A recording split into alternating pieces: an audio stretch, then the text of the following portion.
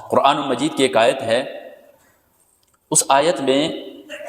جب انسان اس آیت کو پڑھتا ہے تو انسان کا وجود کانپنے لگ جاتا ہے۔ اس آیت میں کوئی عذاب کا تذکرہ نہیں ہے، اس آیت میں جہنم کا تذکرہ نہیں ہے، اس آیت میں خوفناک فرشتوں کا تذکرہ نہیں ہے، لیکن جب انسان اس آیت کو پڑھتا ہے تو انسان کانپ جاتا ہے، انسان کی روح کانپ جاتی ہے۔ وہ آیت ایک دروازے کے بارے میں، صرف ایک اکیلا انسان ہوتا ہے،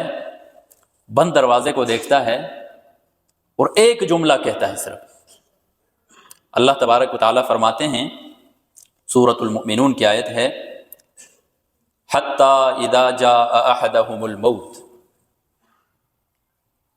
یہاں تک کہ جب تم میں سے کسی ایک کے پاس موت آتی ہے، قال رب ارجعون، تو وہ شخص کہتا ہے رب ارجعون، اے میرے ربا مجھے واپس لوٹا دے۔ انسان کو پتہ بھی نہیں ہوتا ہے، یہ دروازہ خاموشی سے بند ہو جاتا ہے۔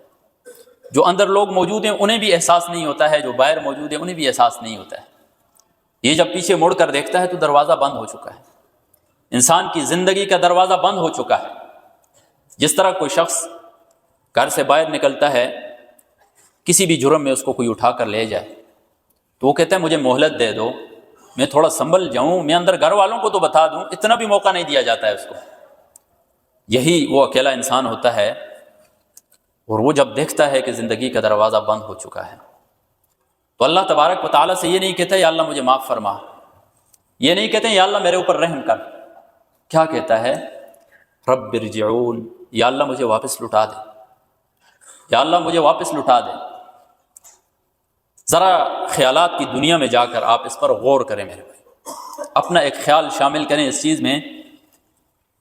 کہ وہ شخص جس کی زندگی کی شام ہو گئی ہے اور وہ اللہ تبارک و تعالیٰ سے یہ کہہ رہا ہے رب ارجعون، یا اللہ مجھے واپس لٹا دے، یا اللہ مجھے ایک موقع اور دے دے، یا اللہ مجھے موقع دے دے تاکہ میں اپنے سارے اعمال اثر نو کر سکوں، یا اللہ ایک صبح دے دے، مجھے ایک نماز دے دے، ایک سجدہ دے دے، ایک رکوع دے دے، کچھ بھی نہیں ملتا ہے میرے۔ یہ حسرت برا انسان جو اللہ تبارک و تعالیٰ سے التجا کر رہا ہوتا ہے رب ارجعون، یا اللہ مجھے واپس لٹا دے، لیکن وہ دروازہ تو بند ہو چکا ہے۔ اللہ تبارک و تعالیٰ کیا فرماتے ہیں، بلکہ اس سے پہلے یہ اپنی وجہ بھی بیان کرتا ہے، لعلی اعمل صالحا فیما ترکت، تاکہ میں نیک اعمال کر سکوں، فیما ترکت، جو میں چھوڑ کر آ چکا ہوں، میں نمازیں پڑھ سکوں، میں ذکر و اذکار کر سکوں، میں بندوں کے حقوق ادا کر سکوں، میں رب کے حقوق ادا کر سکوں، میں نے فلاں پر ظلم کیا تھا اس سے میں معافی مانگ لوں، میں نے والدین کو ناراض کیا تھا ان کو میں راضی کر سکوں۔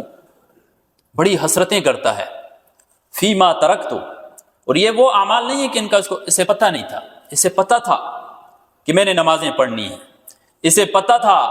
میں نے بندوں کے حقوق ادا کرنے ہیں، اسے پتہ تھا میں نے فلاں شخص کا حق ادا کرنا ہے، لیکن یہ کل کے اوپر ٹال رہا تھا، میں کل سے نماز شروع کروں گا، کل سے روزے شروع کروں گا، کل سے میں فلاں گناہ چھوڑوں گا، کل سے میں فلاں شخص سے جا کر معافی مانگوں گا۔ اللہ تبارک و تعالیٰ فرمائیں گے کلا، یہ قرآن کا جو کلا ہے اس کے بعد ایک تنہا خاموشی ہوتی ہے میرے بھائیو، انسان کچھ بھی نہیں کہہ سکتا ہے۔ اللہ تبارک و تعالیٰ فرمائیں گے کلا، ابھی کوئی سنوائی نہیں ہے، ابھی کوئی اپیل نہیں ہے، جو دروازہ بند ہونا تھا بند ہو چکا ہے۔ میرے بھائیو، دوستو، بزرگوں، ہماری زندگی کا یہ دروازہ کھلا ہے،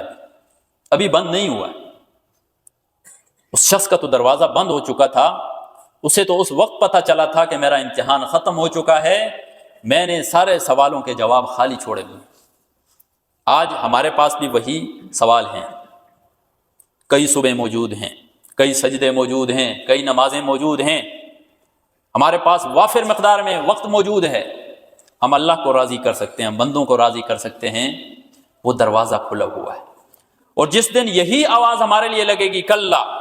تو اس وقت ہمارے پاس کوئی ٹائم نہیں ہوگا، اس وقت ہم بہت کچھ ہمارا جی چاہے گا ہم نہیں کر سکیں گے۔ میرے بھائی، غنیمت جانو،